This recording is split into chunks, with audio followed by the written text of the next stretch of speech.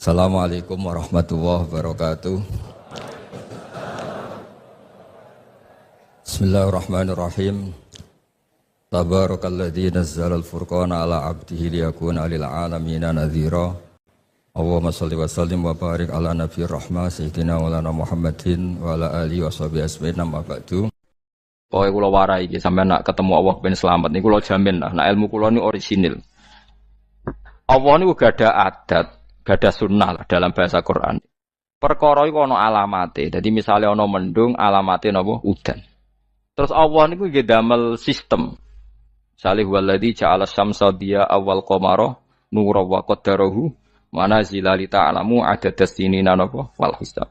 Sehingga di sistem itu kita tahu musim hujan itu misalnya musim ini. Kalau musim kemarau ini, posisi bintang pas di sini. Sehingga wong Jawa sing goblok lah roh iki musim hujan, iki musim kemarau.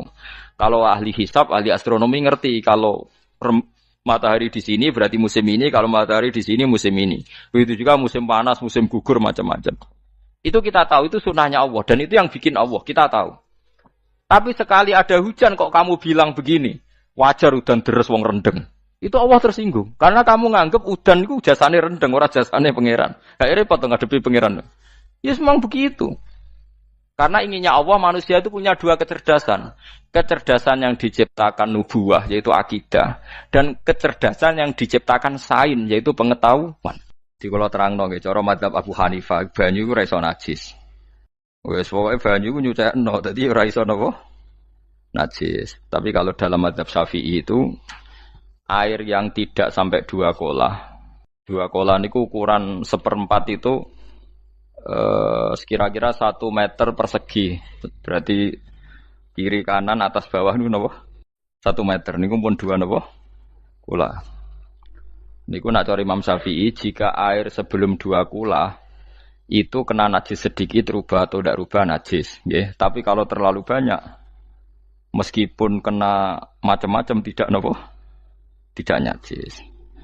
Terus ila mata ghayyara kecuali yang rubah.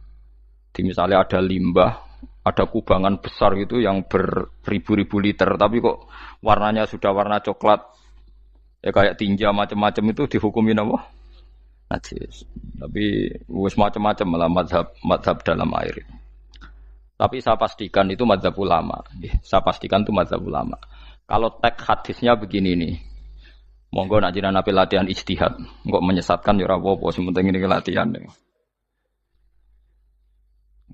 Jadi di Medina, ini hadis di Musnad Ahmad. Di Madinah itu ada sumur, bukan sungai loh. Saya ulang lagi sumur, bukan sungai. Kalau sungai itu konotasinya kan luas, panjang, mengalir. Ini sumur, bener-bener apa? Sumur. Sumur, ya gede sumur enggak sepiro. Nabi itu wudu di situ, terus diingatkan ya Rasulullah, itu sumur dulu zaman sebelum engkau datang, sebelum ada Islam di sini, dipakai pembuangan jifah. Batang anjing dan nyuwun sewu kotoran orang haid. Ya kotoran orang haid.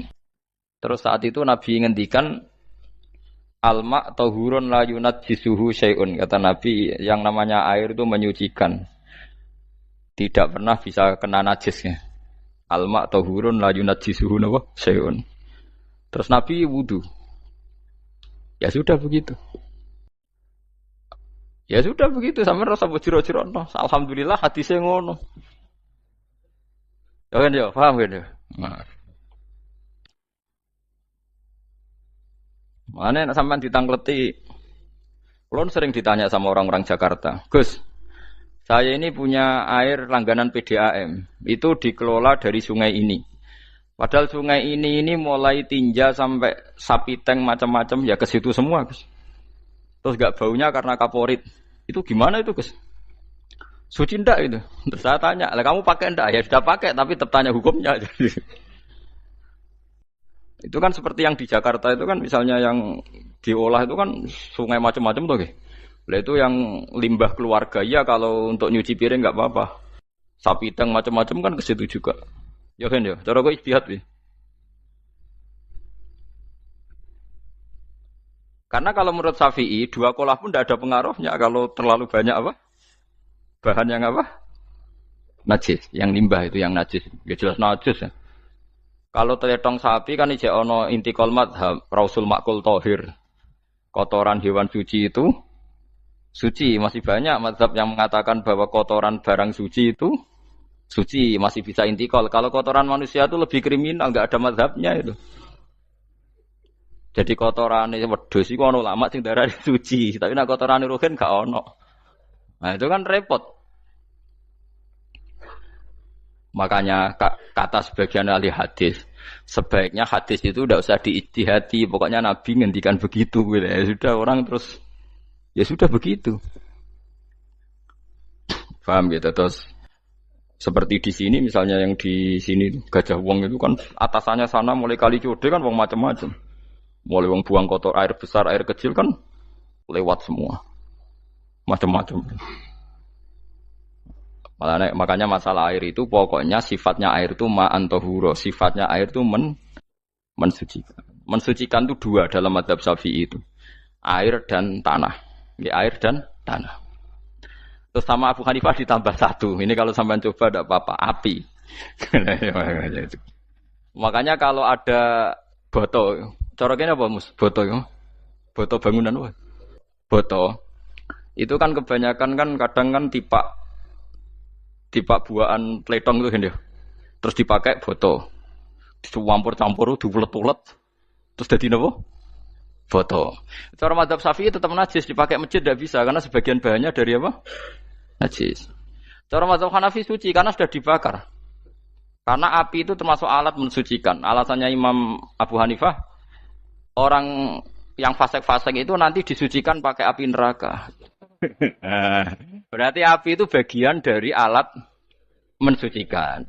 Jadi misalnya Ruhin mau sholat dibakar, sholat suci gitu. Karena api itu mensucikan. Buktinya orang-orang yang masuk neraka nanti sebelum masuk surga kalanya kan disucikan dengan api.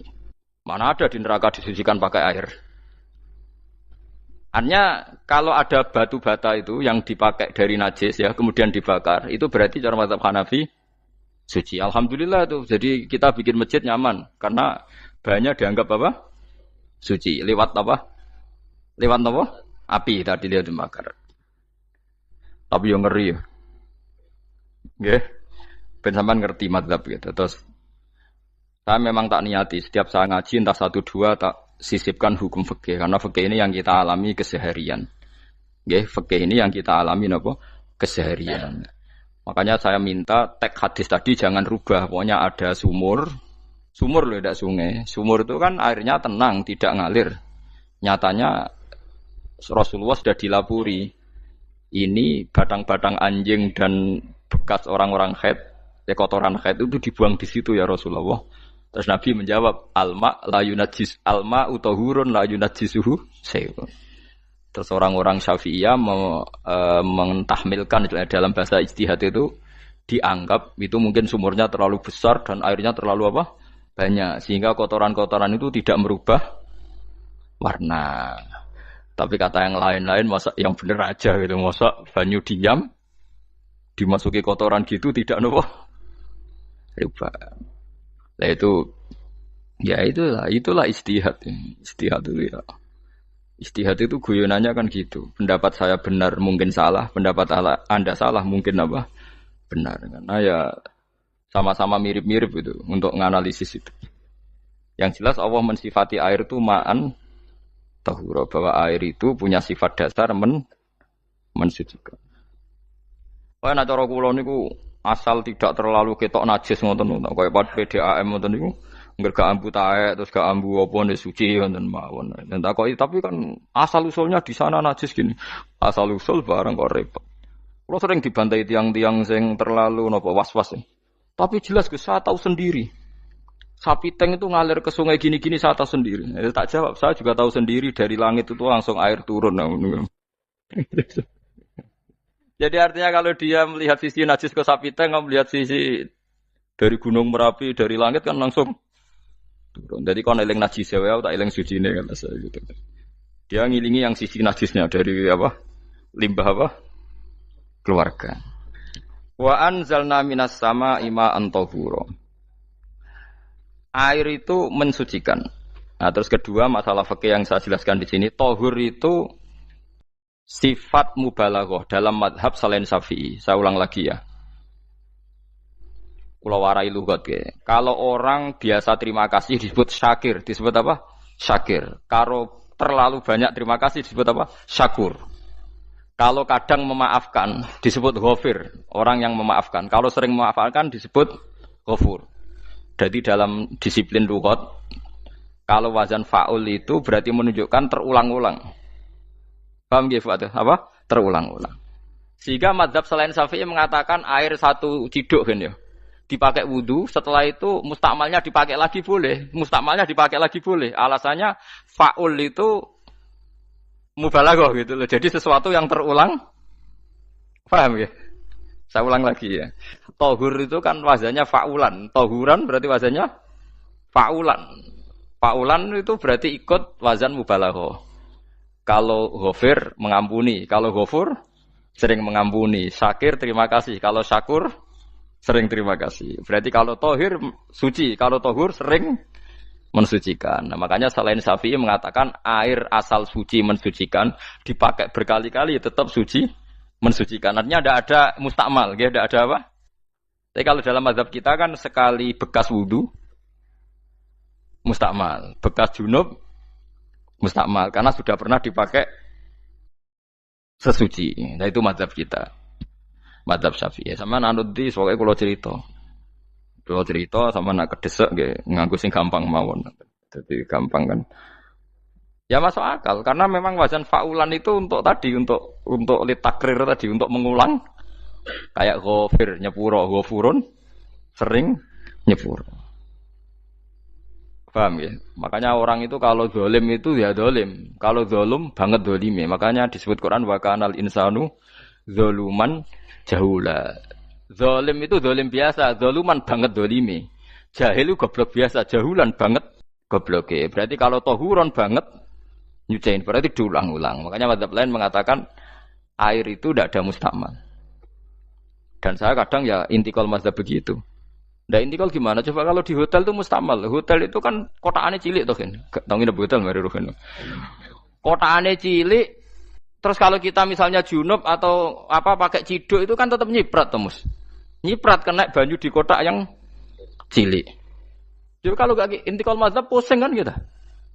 Iya kan? Terus kemudian intikal lah ya suci guys. Takoki pangeran, kok mbok bolak-balik intikal mazhab Gusti.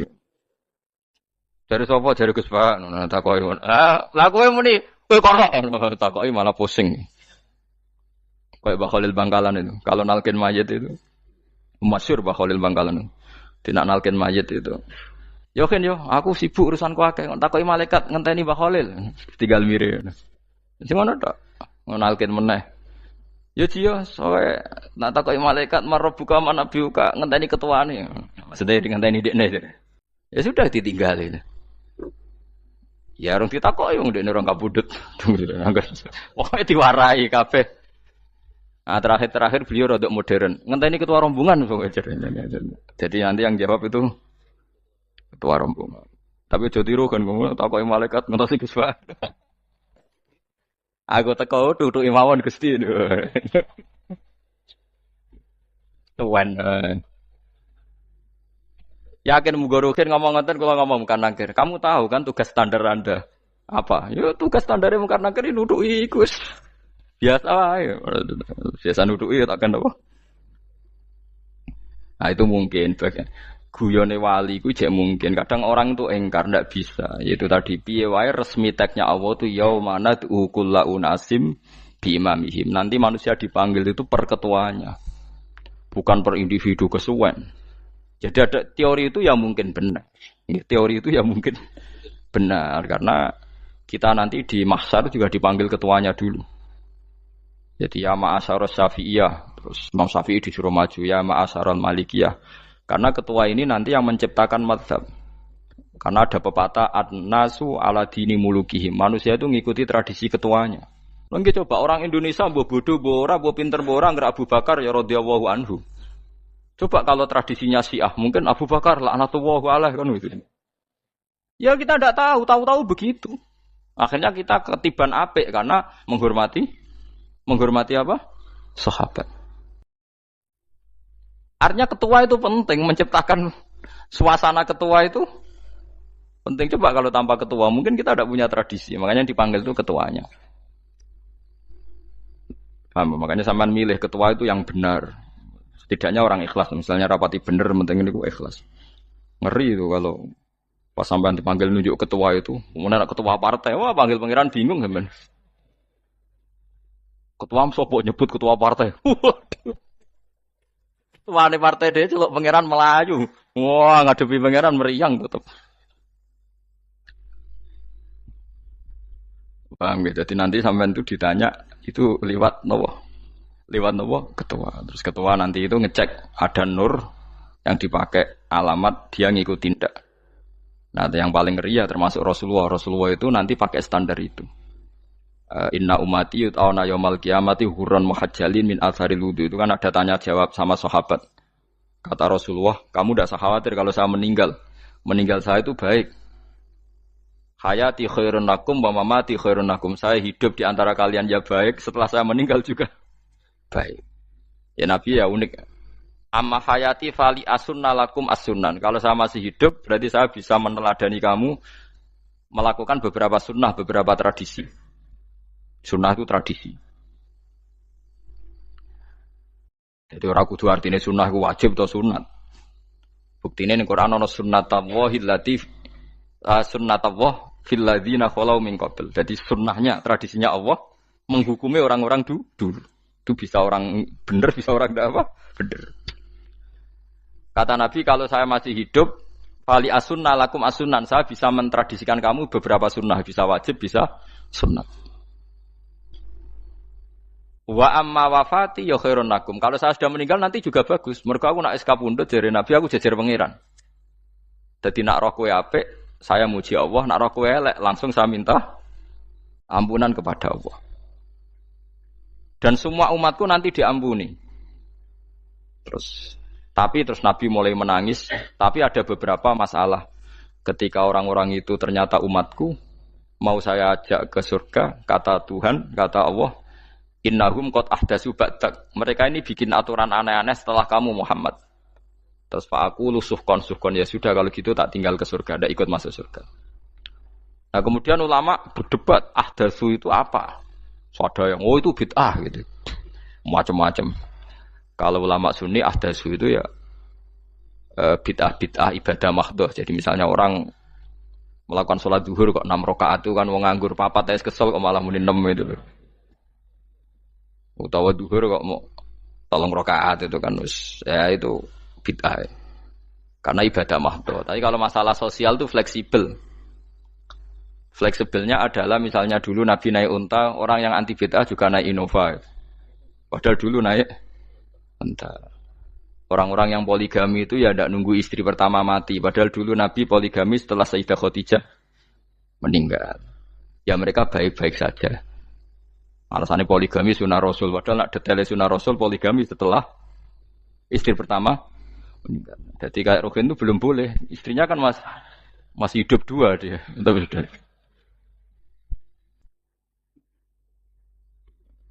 Nah, bukan artinya kalau sampean memaksakan gitu. Sampean kalau enggak percaya saya bacakan ayat. Wal khailah wal bihola wal hamira litarkabuha wazina. Kamu bisa naik kuda, naik unta, naik himar. Setelah kamu naik dan kamu tenang di atas punggungnya, litastawu ala zuhuri, tsumma tazkuru ni'mata rabbikum idza stawaitum 'alaihi wa taqulu subhanalladzi sakhkhara lana hadza ma kunna lahu mukrin. Artinya ketika kita naik unta zaman dulu dan tagnya memang unta, itu terus kamu baca subhanalladzi sakhkhara lana hadza. Apakah sekarang kesunatan baca itu kalau yang ditumpai unta, sehingga kalau yang naik Innova tidak usah baca itu? Gitu. Wah, aku numpakku ora unta kok, dadi ora usah maca subhanalladzi apa? Sakhkhara lana. Dhisik Nabi maca iku mergo numpake unta. Ya ngajak goblok bareng to, mosok sepuk kanthi begitu itu. Makanya sensitif, bakas bid'ah ndak itu sensitif, tidak usah dibahas, biasa saja. Nek senara cocok ya diem aja. Sudah, sebenarnya arah cocok kalau sampai ngelakoni tapi tidak usah komentar karena jelimet. Saya pernah ditelepon orang, dimaki-maki. Orang Sidoarjo. Padahal orang Jawa Timur, ya aneh. Kan ada orang matur Rasulullah namanya Abdullah bin Amr. Ya Rasulullah, saya ini kuat puasa terus. Kata Nabi, jangan puasa 1 bulan 3 hari saja itu sama dengan 1 bulan penuh. Karena 1 puasa sama dengan 10. Masih balelo terus termasuk menyangkut Quran. Ya Rasulullah, saya ini tiap hari khatam Quran. Jangan 1 bulan sekali saja baru khatam. Enggak ya Rasulullah, saya ini ingin sering khataman. Ya sudah kalau gitu seminggu sekali, sab'al layal. Saya lebih kuat ya Rasulullah, 3 hari. 3 hari saja khatam sekali. Iqra'hu fi salasin, kata Nabi. Ya Rasulullah, saya lebih kuat ketimbang itu. Tidak ada yang lebih baik ketimbang itu, kata Nabi. Kemudian orang itu anti semaan, karena semaan itu kan 1 hari khatam. Paham ya? Maksudnya hadis tadi yang di Bukhari dipakai dalil anti apa? Semaan, karena semaan itu 1 hari apa? Khatam. Lewat telepon pertama lewat santri saya, terus lama-lama lewat telepon. Saya tanya, kamu bacanya hadis kira-kira sama saya banyak mana? Kayaknya banyak jenengan.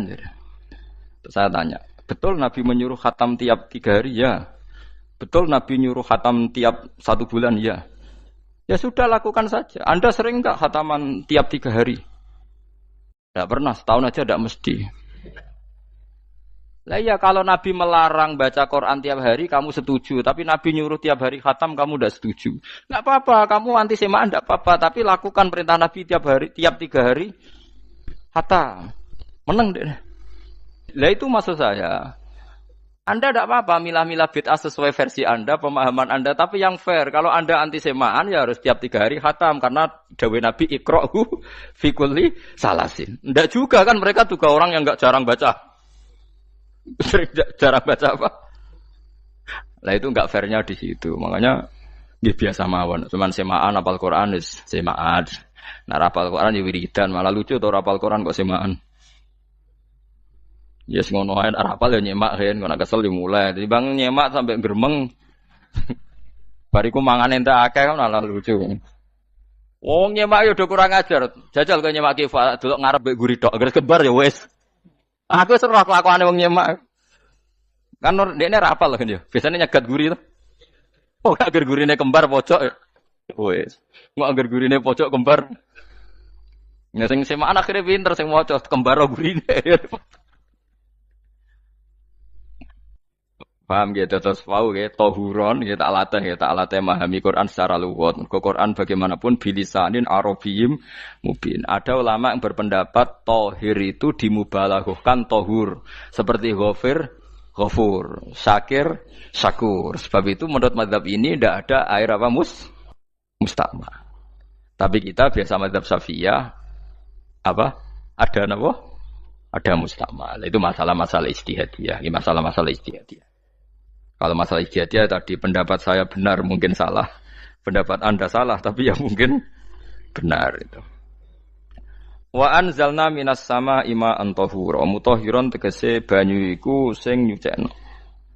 Linuhya supaya maringi urip ingsun. Bihi sebab anane banyu baldatan ing daerah maitan kang mati. Jadi istilah resmine pangeran yo, aku nak nguripno bumi iku yo nganggo lantaran banyu. Dadi aja mbok soal pangeran kok butuh lantaran. Waduh repot. Wong Qur'ane pangeran dhewe istilahno aku nak nguripno bumi lewat lantaran banyu. Ya rasa mbok jurok-jurokno. Pangeran kok butuh lantaran. Ndak usah lantaran lah ya iso, tapi nek Allah nganggo lantaran ya oleh, ya aja terus Allah kok nganggo wasilah. Wah ya malah kacau. Ora usah ngono-ngono, ora usah mikir. Pokoke Qur'an diwaca ora usah dipikir, mpun iman nonton mawon kok repot. Iman kok napa? Kok repot. Linuh ya supaya ngurip-ngurip sapa ingsun bi sebab banyu. Baldatan ing negara atau daerah maitan kang mati. Jadi sampean jangan mengatakan kalau Allah untuk menghidupkan bumi butuh air ya keliru. Allah itu tidak butuh apa-apa, nggih. Allah itu tidak butuh apa-apa. Tapi kalau Allah punya sunnah, punya adat menghidupkan bumi itu pakai air, ya Allah jangan kamu atur. Wong kira pangeran kok ngatur. Itu kan ada cerita di kitab-kitab itu termasuk di Ihya itu. Nabi Musa itu sok dekat Allah. Jadi enggak mau mimik obat. Membuktikan bahwa Allah itu tidak butuh wasilah. Akokir itu maknanya obat-obatan yang dari herbal itu bahasa Arabnya apa? Al-akokir. Dia setiap konsultasi sama dokter disuruh minum herbal itu. Nggak mau dia. Enggak, saya akan disembuhkan Allah langsung, enggak usah lewat obat apa herbal katanya. Tiap dokter ditanya jawabannya sama. Oh, dokter goblok. Kamu belum tahu ya kalau Allah itu enggak butuh wasilah. Malah marah-marah dia tuh. Akhirnya dia konsultasi langsung ke Tuhan. Apa betul ya Allah saya butuh minum akokir? Terus, lah kata dokter gimana? Karena herbal itu fungsinya gini-gini. Terus, Musa, sing gawe fungsi herbal ngono iku sapa? Nggih jenengan. Lah yo aku gawe fungsine ngono kowe ngombe kok ora gelem, sing gawe ku ya aku. Jadi sing gawe bodrek ku nak kowe ngelu, bodrek mandi sing gawe ku ya pangeran, rumangsamu sapa? Sing gawe ruhe nak bar kelon lega ya pangeran. Mangsamu sapa? Omane bojone ayu kan. Ah, sing wis pangeran ora usah aku isin gengsi, ora usah ngono. Kalau muni elek dibanding bojone ning swarga, nek ning donya ya ayu, nguruhin ya diselera kok udarane. Paham gitu. Terus itu masalah yang enggak akan selesai ila yaumil qiyamah. Jadi ada cara pandang langsung Allah itu ya bisa. Tapi misalnya ada sunnatullah ya jangan kamu tentang. Termasuk Nabi Musa akhirnya Nabi Musa mau minum, setelah minum sembuh. Terus ketika sembuh diberitahu Allah, memangnya kenapa kalau minum obat itu? Obat itu ada khasiatnya yang bikin juga Allah. Kok kamu hindari itu alasannya apa? Wong yang bikin juga Allah. Makanya kalau kamu percaya wasilah, kalau terpaksa percaya, kamu harus yakin bahwa nomor satu adalah Allah Subhanahu wa Ta'ala. Kalau kamu takut orang itu syirik, ya gak apa-apa kamu lawan, harus kamu lawan. Memang selera kamu begitu. Kamu harus tidak usah ikut pakai, wong kamu khawatir, tidak apa-apa. Jadi sing khawatir syirik, ora usah nganggo ali-ali, ora usah nganggo ake, tapi sing seneng dagangan ya nganggo. Ora usah jimat-jimatan ini niati napa booming ngoten mawon niati tak. Kulo nu akeh larang sedurunge rame-rame akeh. Bareng akeh rame terus mboten kula nggo. Wah, darani murah repot. Nggih kula mboten sombong. Dulu akehnya bapak itu zaman Bapak Sugeng tuh pernah ditawar ditukar mobil. Zaman itu mobilnya harga 60 juta. Dan itu wasiat bapak untuk saya. Saudara saya sepakat itu untuk saya. Dulu kadang-kadang tak pakai. Lagi booming terus dikira ini yang gelondongan berapa kilo. 25.000 muruah camah cara Jawa camah tidak pernah tak pakai. Saya yakin ikut turun itu aki-aki yang mahal itu karena dikira yang produk ya yang masal itu yang itu. Paham gitu terus sampean biar tahu duduk perkara ini. Jadi tohur ya tohuron itu sifat mubalaghah. Tapi kalau dalam madzhab Syafi'i tohur itu ismul alat. Jadi tidak maknanya mengulang-ulang sehingga Imam Syafi'i tidak membolehkan wudu pakai air apa? Mustamal. Lah menurut hadis kayaknya benar Imam Syafi'i secara lahir. Karena Nabi ngendikan sisa air wudu itu membawa dosa Anda. Kata Nabi, jika seseorang wudu maka kotorannya keluar dari ajfan, dari telapuk mata, dari apa sampai keluar dari mimbaini adzofiri, sampai keluar dari bawah-bawah apa? Kuku. Sehingga kalau air ini sudah membawa kotoran dosa Anda, berarti air ini kan sudah menjadi air kotor. Andai kan Anda mukasyafah, maka air ini sudah penuh dengan kotoran. Enggak mungkin air yang sudah penuh kotoran dipakai wudu lagi. Itu cara berpikir Imam Syafi'i. Ya sampean ikut mana ya? Ya gampang kan kalau keadaan normal ya ikut Syafi'i, kalau air banyak, kalau tidak normal ya ikut mazhab yang lain. Kan gampang. Gitu aja kok repot tuh. Ya itu pentingnya orang ngaji ya di situ tuh harus banyak pilihan. HP kartune loro masa mazhab mesti tok. Nah, itu kan gitu. Ya pokoknya gitu. Kalau yang percaya wasilah ya pakai istilah pangeran linuhyabi baldatam maita, ada kata bihi. Allah menghidupkan bumi itu dengan pelantaraan air, padahal Allah tidak butuh perantaraan. Tapi yang anti ya enggak apa-apa. Memang yang percaya wasilah itu ya bahaya juga. Ya yes, pokoknya yes. Sudah pakai 2 kartu apa susahnya tuh. Ya enggak apa-apa. Asal ada ilmunya. Ya tidak karena emosi, memang ada apa? Ada ilmunya. Linuhyabi baldatam maita. Wanus qiyahu. Lan nyirami ingsun. Yastawi podo baldatam maita bitakhfif lan takhfif maita. Maksudnya buatan maita tapi napa? Maita. Yastawi podo fi ing dalam dawa maita napa al-mudzakar muanas lan muannas. Zakarahu mudzakarna sapa wa ta'ala hu ing dawa maitan bi tibaril makani kelawan diitung tempat. Maksudnya maitan. Wanus kiyahu meniku masalah nahwu. Lan nyiramno ingsun hu ing banyu ailma ategese banyu mimma sing perkara khalaqna kang wis gawe ingsun. Ingsun gawe siraman an aman ing pira-pira raja kaya kewan. Ibilan tegese unta wa bakaronan sapi wa namanan wedhus. Wa anasiya lan pira-pira manusa kafiron kang akeh. Iki unike Quran, kadang kewan mbek manusa iku dibakas dhisik kewane. Engko nek ndelok dosa mbek ora ya apik kewan. Tapi nek ndelok diakal mbek ora ya apik manusa, tapi nek didelok manusa mbek kewan niku dosa ndi? Dosa manusa. Mulane nek salat istisqa iku kesunatane gawa kewan. Lho nggih tenan mboten guyon, sampean delok kabeh kitab fikih, nek salat istisqa kesunatane iku wong kon gawa apa? Kewan. Tapi aja kethek lho ya. Contone ngono iku ya kaya wedhus sapi, engko terus koyo kethek ula bulus wah, malaikate bingung wah. Ajete kewan tapi aja bulus, kethek ula. Mulane teng daerah mriku, teng daerah sarang ku nate kekeringan. Bareng kekeringan tiang salat istisqa ono sing nggo sapi, nggo wedhus. Delalah bar salat istisqa iku udan. Tapi kula seneng mbek kiai ini. Pas udan kiai ini ngendikan itu. Kowe aja GR nak udane krana kuwi ya krana sapi mbek wedhus iki. Mergo ora duwe dosa, mergo ora duwe dosa. Lah ya itu agama. Agama itu kita ta'abudi. Wong kita dari makhluk paling terhormat. Tapi nyatane nak istisqa butuh bantuan kewan. Itu kesunatan istisqa ngoten to. Tem mriki ngoten mboten. Do nuntun wedhus to. Napa? Mboten sing tek teng kitab-kitab Pak Sami to. Kan go kewan kan? Ya, tapi ya soal kewan kok iso mbayakno. Wah, lah nek wong pasar ngasem mbok gawa mulai ular kobra macam-macam memang. Malah repot. Ndak ini menunjukkan nggih karena manusia iku akeh dosane. Mulane jemben teng ora mahsar iku manusa ora kepengin apa kewan ora kepengin dadi manusa tapi manusa kepengin dadi kewan. Makanya nanti ketika ngadepi hisab gak kuat wa yaqulul kafiru ya alaytani kuntu napa turaba. Maksudnya kuntu turaba ya Allah saya jadikan kewan sing di akhir segalanya didhawuhi Allah kuni turaban. Kamu sekarang cukup jadi turab. Intine manusa sampeyan teng ora masar bayangno kaya kewan sing akhir hayate muk didadekno napa lemah. Nah, kadang-kadang manusa itu dalam siklus ini apik kewan malah didhisikno mimma khalaqna napa aman riyen ya. Kalau dilihat dari dosa ndaknya, kalau dilihat dari manusia makhluk terhormat macam-macam ya apik manusa. Wa anasiya lan pira-pira manusa kasiron kang akeh. Jamu insan ente lafat anasi jamu lafat insan.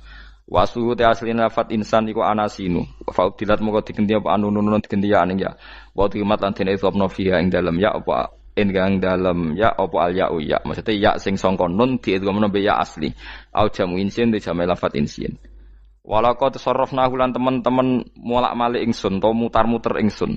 Hu ing ma'il ma'atik sebanyo bainahum antarane wong akeh liat zakaru supaya gelem eling sapa ngakeh. Asluhu ya tadzakaru. Niki kok usum nahwu le utimat ya gamna apa ata utak fi dzalik ing dalam dal wa fi qiraatin liat kuru bi sukuni dzal wa dhammil kaf. Liat kuru nikmat Allah ing nikmate Allah taala bihi klan ma fa aba mongko moh sapa aksarun nasi sapa akeh manusa. Moh ila kufuron kecuali mungkiri ning nikmat juhudan tegese mungkiri ning nikmat ngingkari li nikmati maring nikmat khaisu qalu sekirane ngucap sapa ngakeh mutirna bina ikada mutirna den keiudan kita bina ikada sebab posisi perbintangan iki supaya kula warai iki sampeyan nak ketemu Allah ben selamat niku kula jamin lah nak ilmu kula ni orisinil Allah niku gada adat gada sunnah lah dalam bahasa Quran ini. Perkara iku ana alamate. Dadi misale ana mendung, alamate napa? Udan. Terus Allah niku nggih damel sistem. Misale huwallazi ja'ala syamsa diya awal qamara nura wa qaddarahu manazila li ta'lamu adadas sinina napa wal hisab. Sehingga di sistem itu kita tahu musim hujan itu misalnya musim ini. Kalau musim kemarau ini, posisi bintang pas di sini. Sehingga wong Jawa sing goblok lah roh iki musim hujan, iki musim kemarau. Kalau ahli hisab, ahli astronomi ngerti kalau matahari di sini berarti musim ini, kalau matahari di sini musim ini. Begitu juga musim panas, musim gugur macam-macam. Itu kita tahu, itu sunahnya Allah dan itu yang bikin Allah, kita tahu. Tapi sekali ada hujan kok kamu bilang begini, wajar udan deres wong rendeng. Itu Allah tersinggung karena kamu nganggep udan itu jasane rendeng ora jasane pangeran. Gak repot ngadepi pangeran. Ya memang begitu. Karena inginnya Allah manusia itu punya dua kecerdasan. Kecerdasan yang diciptakan nubuwah yaitu akidah dan kecerdasan yang diciptakan sains yaitu pengetahuan.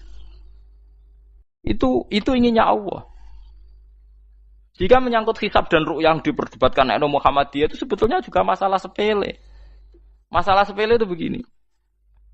Siapa sih yang mungkiri hisab? Wong hisab itu ya nasib pangeran li ta'lamu adada sinina wal hisab. Siapa sih yang mungkiri ru'yah? Wong ru'yah itu hadisnya sahih. Yasumu li ru'yati wa aftiru li ru'yati. Fa in humma 'alaikum fa'atmilu iddata sa'ban salasina yauman. Jika kamu ragu ya ikmal. Ikmal itu menjadi 30 hari. Sekarang sampean saya tanya, ikmal 30 hari itu dari hisab apa ru'yah? Hisab kan namanya ikmal itu pakai saiki wis 29, nak kepen ikmal 30. Lho ikmal itu ru'yah ta hisab? Bisa.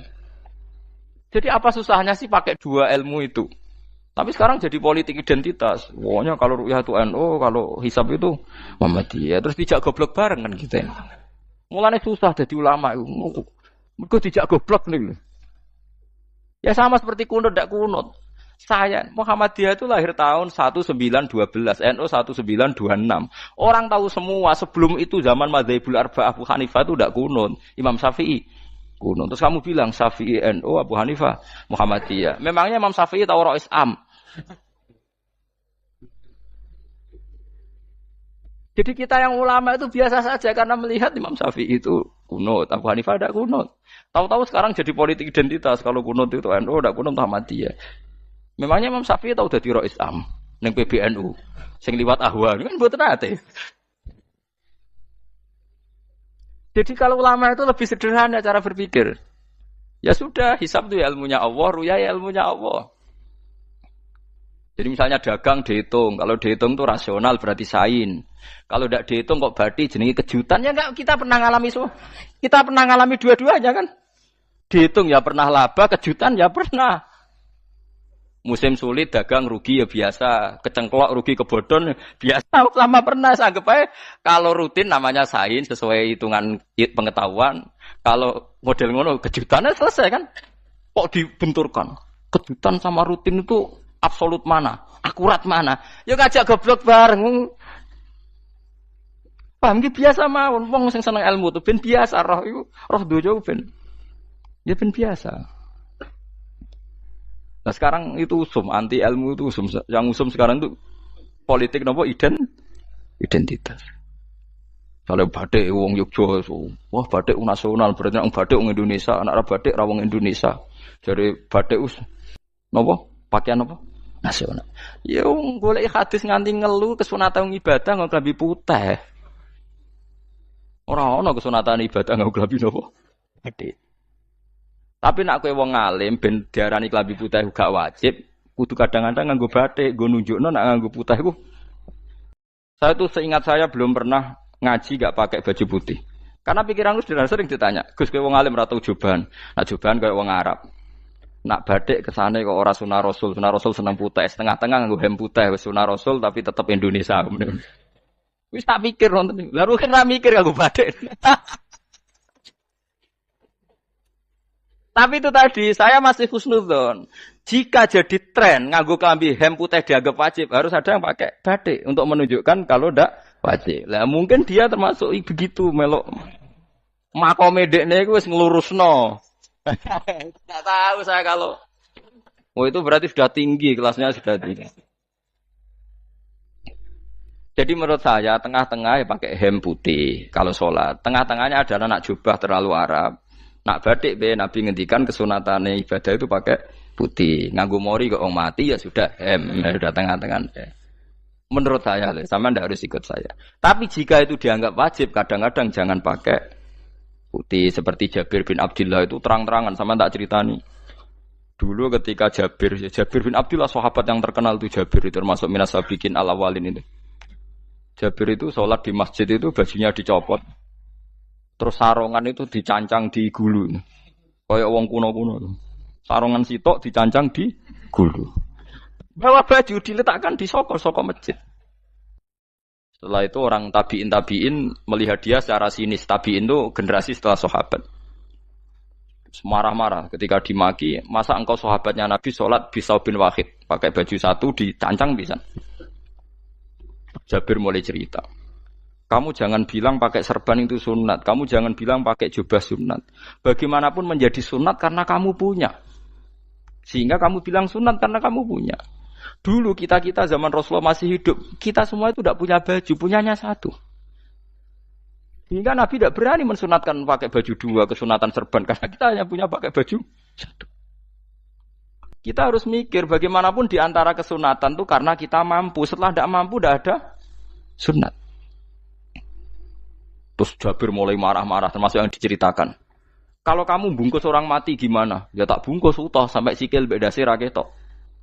Ya kan ya, nah ini mau mati dibungkus sempurna tuh. Nanti kok pepes itu ya dibungkus, terus bariku lagi dibuka raine ya. Ya mus, sing mudin-mudin rai ya. Terus Jabir cerita. Cara kowe wajib to ora jare Jabir? Nggih wajib. Ya wajib mergo iso. Terus dia cerita, dulu Sayyid Hamzah, dulu bapak saya Abdullah Jabir bin Abdullah. Itu saking enggak adanya baju. Itu nak ditutup sirai mbek sarong, mboten kafan. Iku ketok sikile. Nak ditutup sikile ketok sirai. Akhire do matur Kanjeng Nabi kon nutupi sirah waj'al ala rijlihi sayan min izkhirin. Akhire sing sikile ditutup suket. Saking gak anane baju. Kowe saiki Islam wis jaya kecangkeman sithik-sithik muni sunat wis dimaki-maki mbek Jabir. Wis meneng ngejar. Terus terakhir ngendikan ngene. Aku nglakoni iki liyaronil ahmak misluk. Pancen tak jarak aku salat ngene iki bento-bento kowe ben roh. Nak dhisik jarak Islam ngene iki ya.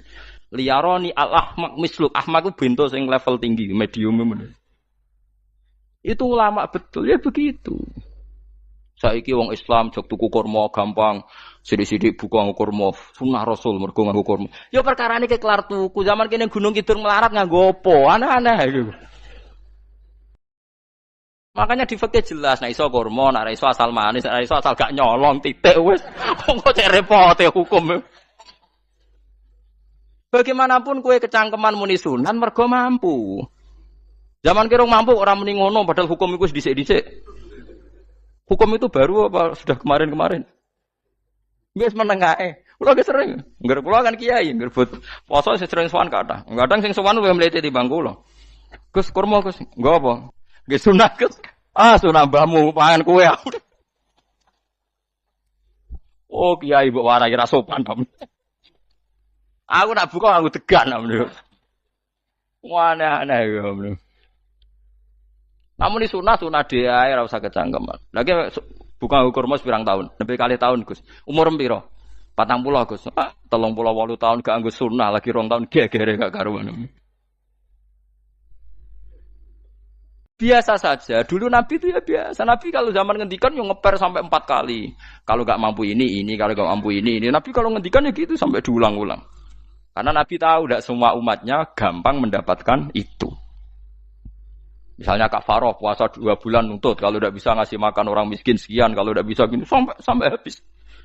Kulo ma'rufin sedekah, kalau tidak bisa ya Rasulullah firsana satin, sampai ludus gak usah sikit tamrotin. Kalau gak bisa fabi kalimatin thayyibah, cangkem sing apik. Nek ra iso sementing aja merengut. Terakhir walau bitolqatin apa? Wajin. Itu lama mewarisi sekian kebaikan yang diajarkan Nabi, tidak terus dipatenkan satu ngel-ngel wong akeh. Kono apa ngekeki kurma kok khutbah bareng sumpah.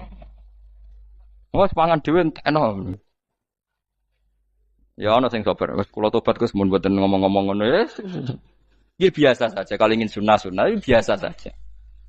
Dawe Nabi wal qasda tabluhu. Kamu itu yang biasa saja. Biasa itu ya standar saja. Ya biasa. Jadi Nabi dulu kalau melakukan sunnah itu biasa. Sunnatun sanaha Rasulullah sallallahu alaihi wasallam. Ini sunnah yang dilakukan Nabi. Tapi di luar yang azimah. Azimah itu yang wajib atau fardhu ain itu sahabat biasa. Karena bagaimanapun kita bisa begini karena mampu. Seperti Jabir tadi. Orang bisa sholat pakai serban, pakai jubah karena mampu. Zaman Nabi awal Islam. Sama lihat Bilal. Ada nak belodor gitu. Sama lihat film Umar atau film-film Bilal. Itu memang nyata dulu itu la yajidu ahaduna illa sauban wahidan. Tidak ada yang kecuali punya baju apa? Sama dulu film-film, mulai versi seneng kitab sampai versi film itu sama. Bilal nak adzan ya bloder, orang adzan di bloder gak sopan. Oh memang ya duwene klambi mau sitok iku. Adlok ceritane Sa'labah, bersolat salam langsung melayu. Berkali-kali yang bersalam melayu. Jebule apa genta kae? Ya salah bang bersolat orang witir melayu kenapa? Saya takoki ya Rasulullah, takoki Nabi. Salah bah kata sahabat-sahabat kowe nak salat bar mulai langsung melayu. Ya Rasulullah, kami kula namung setunggal, istri saya di rumah aja utuh. Iku saking ndak adanya baju. Nah, saiki nang sunatno kon. Ya begitu. Makanya ketika Sayyidina Umar idza ausa Allah fa ausiu. Nanti kalau sudah jembar ya jembar. Nak lagi ruwet ya ruwet. Ya sudah biasa saja. Paham ya? Jadi kalau suwun misalnya malah yudroku kulu, la yudroku nopo kulu. Kalau tidak bisa semua jangan sama sekali. Jadi misalnya kita tidak bisa jubahan, tidak bisa serbanan mergo wong Arab. Supaya saya ndak keriting jubahan kok tonggo ya guyu. Paham ya? Wah aneh ngono. Kemudian ana ora kaji kok jubahan malah digugat wong akeh. Ya sudah pakai hem putih saja. Yang penting dua semangat sunnah putihnya misalnya. Ya tengah-tengah gitu. Tapi kalau kira-kira dianggap wajib ya kan ganti badai kayak Ruhin itu. Itu makomnya sudah itu tadi. Sudah tinggi sekali. Ya Nabi itu misalnya Nabi nyifati rambut yang baik itu yang lurus ngombak gitu. Sifatnya Dajjal itu keriting. Tapi yang keriting ya enggak apa-apa. Bukan berarti wah keriting mirip Dajjal ya ada gitu. Ya itu kan Allah menunjukkan kekuasaan. Nanti kalau Allah bikin lurus semua dikira gak mampu bikin yang keriting. Ya sudah dibikinlah yang keriting. Ya sudah gitu biasa saja buatan berlebihan. Paham gitu. Jadi Nabi itu kalau ngendikan seingat saya ini hafal banyak hadis. Kalau ngendikan tuh sampai berkali-kali. Itu tadi mulai kalau sedekah pakai ini, kalau ndak mau sampai mulai firsana satin sambil wedhus ijek larang walau bisik hitam ros separone kurma masih kadang ndak mampu fabi kalimatin thayyibah ndak mampu lagi ya soalnya tak sedekah walau bitol qoti wajin sedekahlah meskipun dengan ceria. Itu sirinya kenapa saya ngaji guyon karena paling ndak ceria itu happy. Coba kalau saya ngaji merengut meneng terus ketok nyesal terus sing ngaji kan mikir Gus bak kurang opo kita ngaji ku ono sing kurang. Oh, terus yang keduanya nafsir wah paling kurang sangune. Wah jadi repot. Mulane kula ngeten wis tak pikir, rumang sampura tak pikir. Guyon kula mek sampean nangis mboten di ganjaran akeh endi. Mergo guyon kula bi ilmen nangis sampean mikir utang. Jadi terakhir sedekah talqati wajhin, wajah yang ceria, yang happy. Kowe iki happy kan yo seneng, paling gak mikir nasibe kan. Kiai iku happy benes. Jajal misalnya kayak di kiai kok rogen sumpeng, mau coku karo kukur, bariku angop, bariku kukur meneh. Kan wong mikir, waya tanggale bayar apa piye kredite? Waduh, apa waya ditarik sepeda motor? Kan orang terus menafsirkan macam-macam. Sing elek sing wong alim mulai nafsiri paling tertipe ra iso. Wah, paling elek. Ya nek wong alim kan ana ukur-ukur mesti nek sing suudon kan paling macane bingung terkipe ngono. Ya macam-macam lah sesuai asumsi napa. Jadi kula suwun lah sama nak dadi kiai nak ra iso sedekah macamnya terakhir ceria. Mergo Nabi ngendikane terakhir tasaddaku walau bitol qoti wajhin. Bersedekahlah meskipun dengan keceriaan napa muka atau wajah. Namun kalau itu Nabi diulang-ulang. Jadi kalau ngendikan tuh diulang-ulang. Sekarang tuh orang mau mendorong sunnah Rasul itu satu. Ya berat bagi yang enggak bisa melakukan itu apa? Yang enggak bisa melakukan itu apa? Jadi dibacalah hadis itu dibaca utuh. Ya bukan kita apa ya mau sekolah kepingine kabeh umat Nabi itu happy. Mergo selama itu tidak maksiat berarti anut ajaran Kanjeng Nabi Muhammad sallallahu alaihi wasallam. Ma khuyira Rasulullah baina amrayni ilakhtara aisarohuma malam yakun isman. Rasulullah itu tidak pernah disuruh milih dua hal yang berbeda kecuali milih yang paling gampang. Asal itu tidak barang dosa. Itu hadis muttafaq alaih. Ma khuyira Rasulullah baina amrayni ilakhtara napa aisarohuma malam yakun napa isman. Jadi Nabi itu tidak disuruh milih dua hal, mesti milih yang paling gampang asal tidak nopo dosa. Makanya Nabi kalau ditanya, ya Rasulullah sampean nanti tawaf pakai unta apa ndak? Kesel ndi? Nggih kesel melaku, ya naik unta saja. Makanya Nabi kalau tawaf itu dulu pakai apa? Unta. Terus saiki mulane Arab Saudi PG MRT mergo dhisik Nabi unta terus saiki nganggo napa? Kereta lingkar. Sekarang baru diperdebatkan. Cek kurang ajar itu sebenarnya no tamu spesial, misalnya pejabat negara sebenarnya atau tawaf numpak kereta muter. Diarani rasah dhisik Nabi numpak unta, diarani sah cek kurang ajar ning dhuwur. Terus sampai angop-angop terus tawaf. Sampeyan muni sah ta ora ya, jujur. Muni rasah Nabi dhisik tawaf. Ngagem unta muni sah kok kurang ajare. Wah, misalnya numpak kereta asenan anggap sithik-sithik sebeng 7. Kurang ajar juga. Saat ini lebih diperdebatkan, tapi ya mbok sing bakas ngono ben ngerti hukum sampean ben ora anak kiai ku bingung, ulama yo mikir hukum. Iku ketok ceria kula, sampean ora bingung ora ceria. Fa aba mongko mos sapa aksarun nasi sapa akeh manusa mo ila kufuron kecuali ngafirin emate Allah juhudan. Tegese ingkar linikmati maring nikmat haitsu qalu sekirane ngucap sapa kufar mutir nabi nawi kada. Mutir nadien kaeringi udan kita binawi kada sebab posisi bintang sing ngene iki. Walau syi'na la ba'atsna fi kulli qaryatin nadhira. Walau syi'na umpama ngersakno ingsun Allah la ba'atsna yektine nugasno ingsun utawa ngutus ingsun fi kulli qaryatin. Ing dalam saben-saben daerah desa nadhiron ing wong sing ngelingno. Umpama Allah ngersakno kabeh desa yo nabi, tapi kok kakek nabi malah repot kan. Yukhawifu kang ngekeki peringatan sapa nabi ahlaha ing penduduk Qaryah. Walakin ba'asnaka tetapi ning ngutus ingsun ka ing sira Muhammad ila ahli qura maring kabeh penduduk kuliah sekabehane ahli qura nadhiron khalidati nadhir khalidati nabi liya'zuma supaya gedhe apa ajruka ganjaran sira. Tapi kabeh nabi niku nggih pokoke Allah mampu mawon tiap desa dikeki nabi, tapi Allah ndak melakukan itu cukup nabi sitok. Terus kabeh iku nanut Nabi Muhammad sallallahu alaihi wasallam. Mulane ana guyonan wong Arab wong Jawa apik endi? Apik wong Jawa aja. Ke wong Arab iku cara obat iku dosis tinggi, mulane dikirimi Nabi. Wong Jawa cukup mudin, cukup kiai wis Islam. Dadi rapati salah lah. Penyakitnya ringan jadi diobati kiai iku wis dadi iman. Nah wong Arab kudu napa? Nabi. Berarti penyakit berat be ringan apik endi? Apik ringan, mulane jare ana, jare kiai Jawa, kita apik wong Jawa kus be wong Arab. Mergo ora butuh napa? Nabi, berarti dosisnya kan kecil ya, rendah. Taune-mune wis. Wong bingung, ngono kok omongane wong napa? Bingung. Lha opo nganalisis ngono barang. Ya wong nganggur iku repot. Pala tutik mongko aja nurut sira al kafirina ing pira-pira wong kafir fi hawahum ing dalam hawa nafsune kafirin. Jadi kalau janut wong kafir itu yang menyangkut hawa nafsu. Tapi nak menyangkut kebaikan wong kafir, sing kita kadang kalah baik dalam hal sosial. Ya malah Allah kadang melehno kita, mereka kok kalah mbek wong kafir. Gini misalnya ngeten gini, makanya Imam Suyuti nafsiri falatutil kafirin ay fi hawahum. Dalam hal yang bersifat hawa napa? Nafsu. Misalnya begini, saya contohkan Allah melehno wong mukmin. Ada sahabat ketika perang itu tangannya terputus, kakinya juga terputus. Terus matur Rasulullah, ya Rasulullah gara-gara perang derekno engkau, saya tangannya putus, kaki saya putus. Ternyata tidak diapresiasi sama Allah, malah disalahkan. Gini kok Allah terus nurono ayat iyam saskum korhun faqad mastal qoma korhum mislu. Jika Anda luka karena perang, orang kafir pun luka. Wong kafir wong gento wae wani luka demi kekafiran, kok kuwe wong Islam jare demi Allah ora wani luka. Jika masyhur di kalangan para ulama, nanti setiap kebaikan itu dibandingkan kezaliman.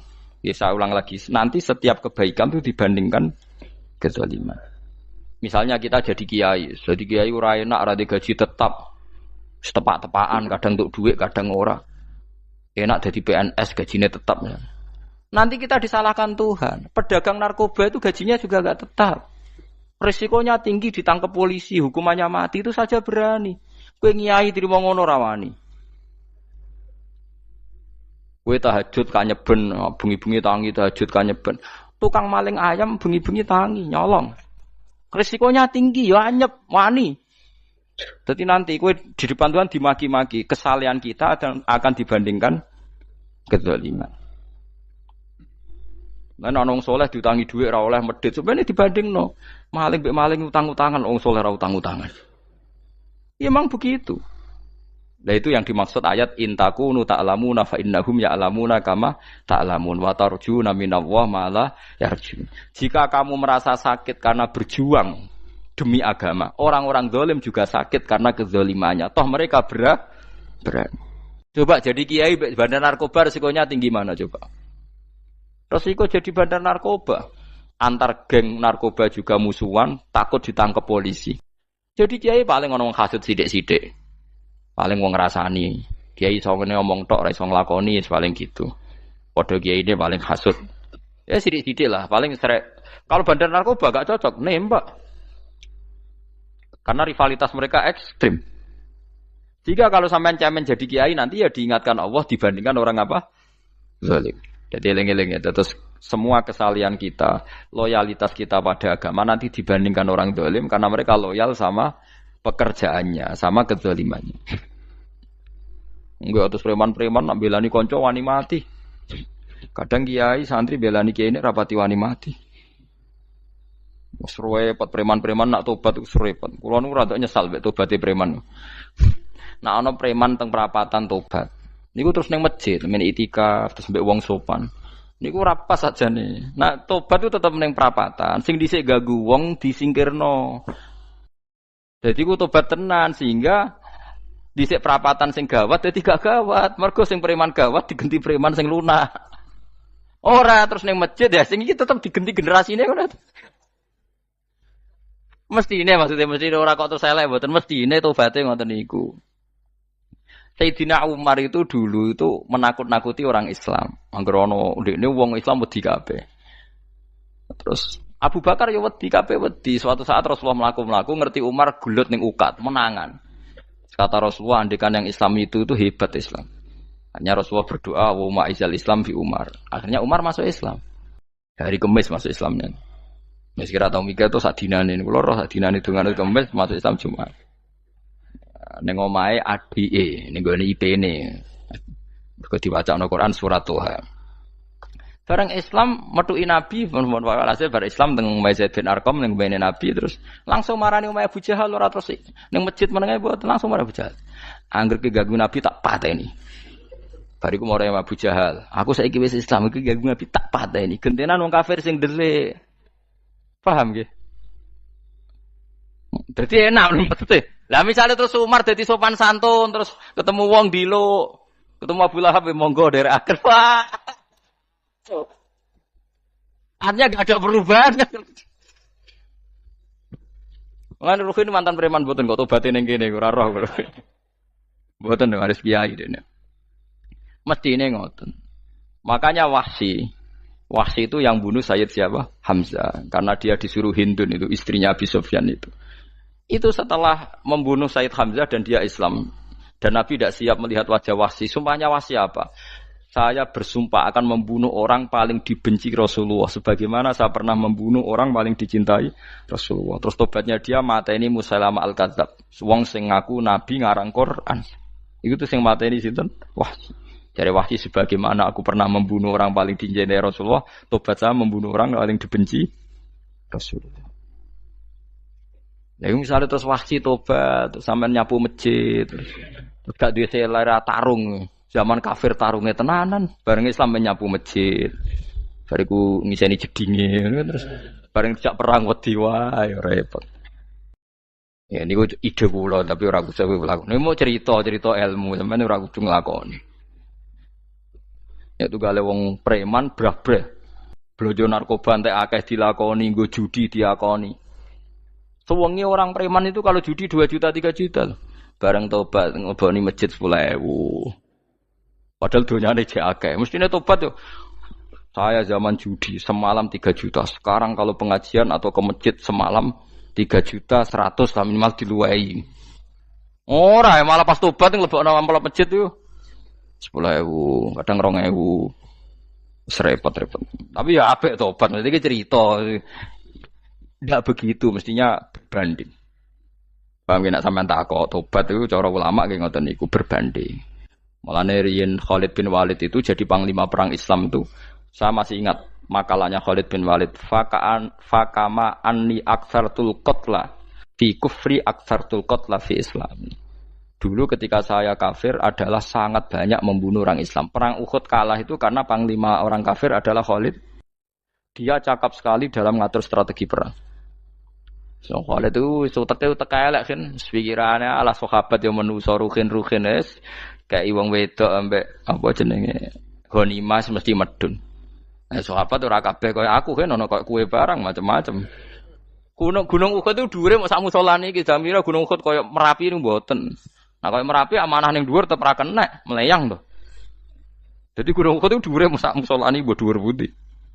Wong kula nate mriko bolak-balik kan gak bisa nih orang tahu.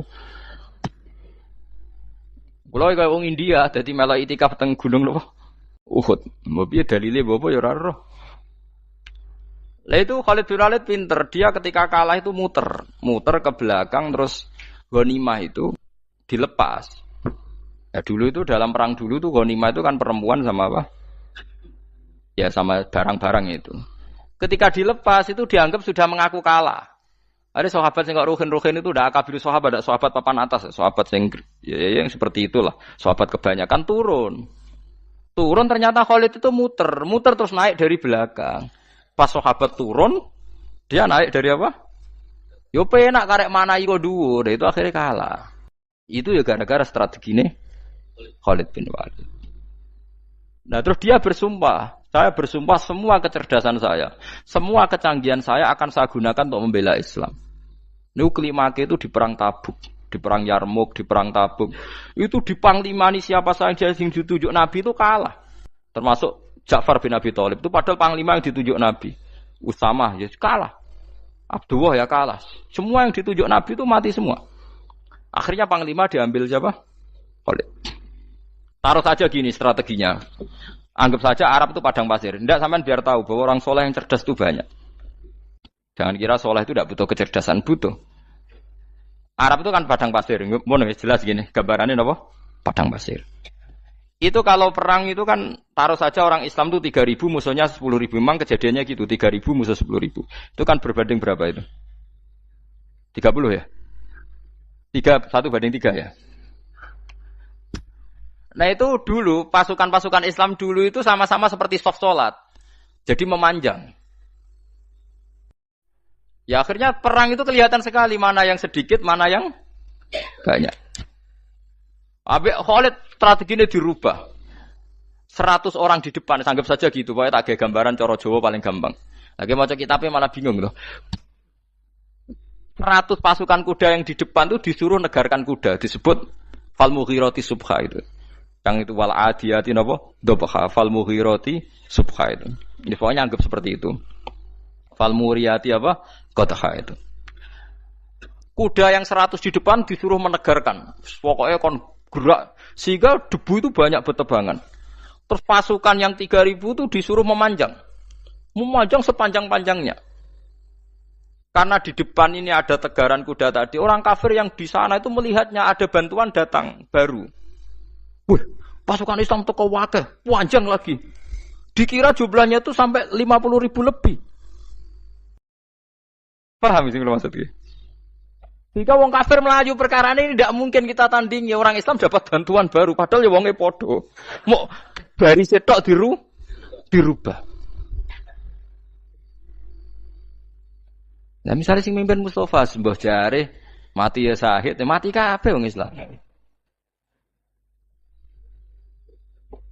Nah itu artinya dia masih ingat betul saya dulu pernah menggunakan kecerdasan yang sama untuk mengalahkan umat Islam. Saya bersumpah kecerdasan yang sama akan saya gunakan untuk memenangkan Islam.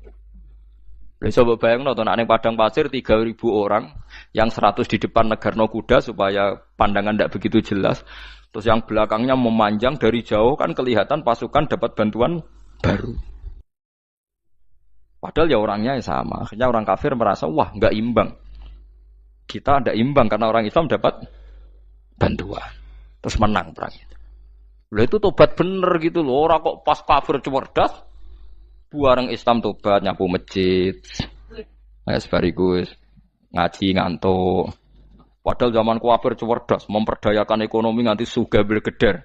Bareng Islam terus dunia nentek melarat, terus nyapu masjid, bariku sholat qobliyah ba'diyah mulai, nggak poso sunat. Ya tidak apa-apa itu, tapi sugih tetap. Kok zaman kafir sugih, zaman Islam kere, mestinya zaman Islam ya sugih, terus kecerdasan dan hartanya untuk liizatil Islam wal muslimin. Mestinya, tapi ya nggak apa-apa kalau ada tobat model gitu ya tidak apa-apa.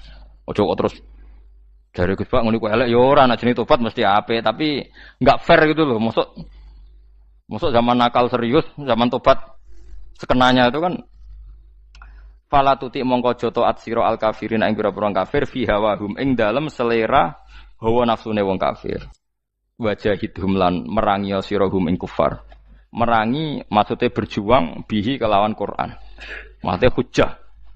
Uang iku nak merangi wong kafir nganggo Quran, ndak mesti perang iku nganggo pedang. Niki jelas kita bire ge wajah itu bihi ebil Quran. Maksudnya perang nganggo Quran itu kita melatih argumentasi atau hujah yang dengan hujah itu jelas-jelas ketok bener ya agama napa Islam. Wajah lan merangi sirahum ing kufar bihi lan Quran itu Quran jihad dan kelawan perang atau kelawan jihad, kelawan berjuang kabiran kang gede. Wa wa ta'ala wa alladzi zat maroja ingkang lepas sapa Allah al-bahraini ing dua laut. Arsalat sing lepas sapa ta'ala huma ing al-bahraini mutajawiraini hale berdampingan. Hadza utawi iki ku asbun iku banyu sing banget segere, banget manise, banget segere. Furatun tur enak diombe, sadidul udzubati tekse banget manise. Iki kuwi nak manane mudah diminum. Wa hadza utawi iki ku milkhun iku banyu asin, ujajun tur banget pahite. Syadidul muluhah tegese banget pahite. Tapi wasemono sungai sing gampang diminum. Misalnya sungai Komerapi sing napa gampang diminum maksudnya mboten pahit. Ketemu laut sing banget pahite meskipun banget asine. Apa hakikate gawe wajah alalan gawe sapa Allah taala bainahuma antarane banyu sing napa tawar lan banyu sing asin. Allah gawe barzakhon ing pemisah haji santikse pemisah. Kita ndak tahu pemisahnya piye pokoke akeh sing cerita banyak di tengah laut itu air napa tawar. Layak tali itu ora campur apa hadu masalah sijine banyu asin dan banyu tawar bil akhir iklan sing liya mergo wonten apa hajis wonten apa hajis ana pembatas. Wa hijron lan tegese pembatas mahjuron kang iso nglindungi. Sitron tegese tutup. Mamnuan kang iso den cegah bi sebab anane sitru. Sebab anane pembatas apa ikhtilatuhuma, apa campure banyu asin dan banyu tawar. Alami wabarakatuh. Orang bermalam-malam jagungan sama teman asik itu kan perlawanan terhadap nafsu kita, syahwat kita untuk mungkin nikmati dugem di bar atau di tempat-tempat maksiat.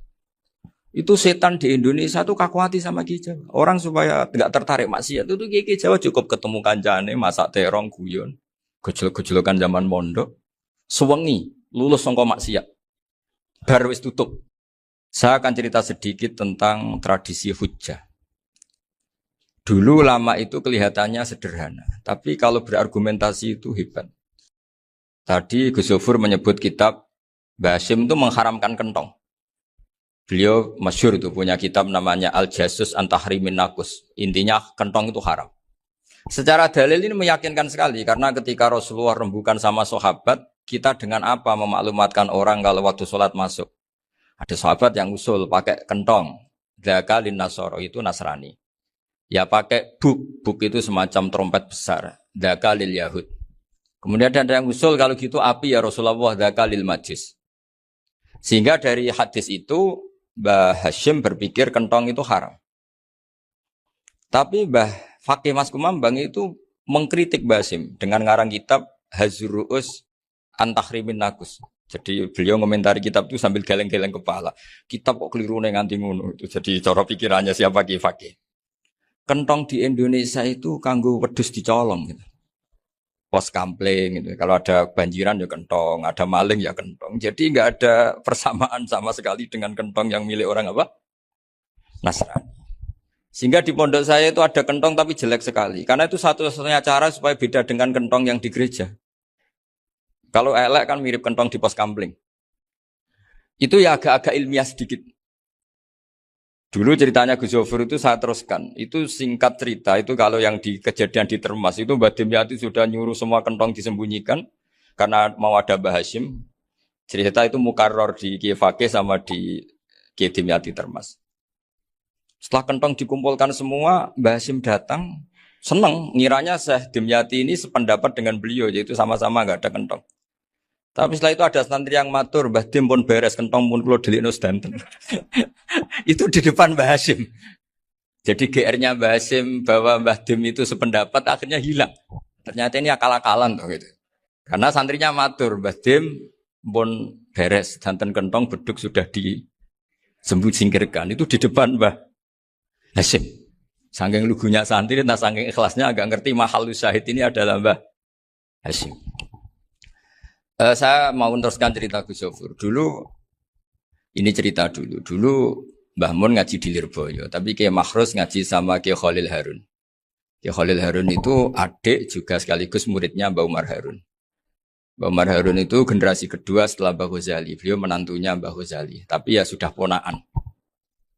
Sehingga tradisi ini penting karena saya berkali-kali bilang di mana-mana.